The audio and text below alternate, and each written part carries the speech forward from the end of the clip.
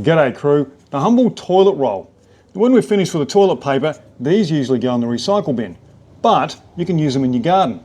So what I'm going to do, and I've already done a few right here, so I'm going to take this and I'm going to fill it up with as much of this material as I can get in there, all the way to the top. And I'm going to use my thumb, but if your thumbs aren't strong, you can use a piece of wood or something to ram down in there. And push that down as tight as you can, all the way around. Now don't worry about the water not making it through. At the end of the day, this is cardboard, so it'll soak through. So that's about halfway down, and it means it won't fall out if I hold it. Then I'm going to fill it up to within, just loosely this time, just loosely tamp it down with your finger, to within about 5 mils of the top. And then I'll put it in my container with the others.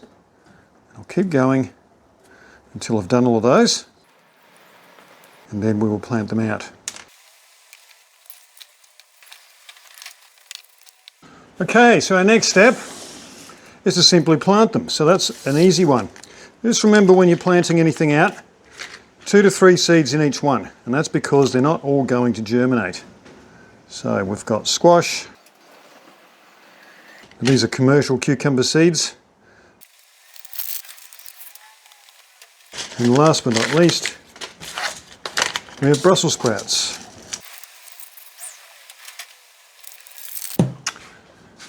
Okay, so now that's done, all I need to do is put a small amount of material on each top of each one, just to cover those seeds over. And job's done. Now, we just water each one. In a little container like this, you can also water from the bottom so that the water wicks up. And we are finished. They're going to sit over here in the sun. So these are a few weeks old now. They're not rock melon. These are Brussels sprouts. And I've got some, what have I got there? Lebanese cucumber. Okay, cool. We might do that one, I think. All I have to do now is take a pot that I've pre-prepared. Oh, that one hasn't got anything in it. That hasn't germinated. 1 Lebanese cucumber. Now they went through 2 to 3 seeds in each one of these. I'm just going to put that in about there. There we go.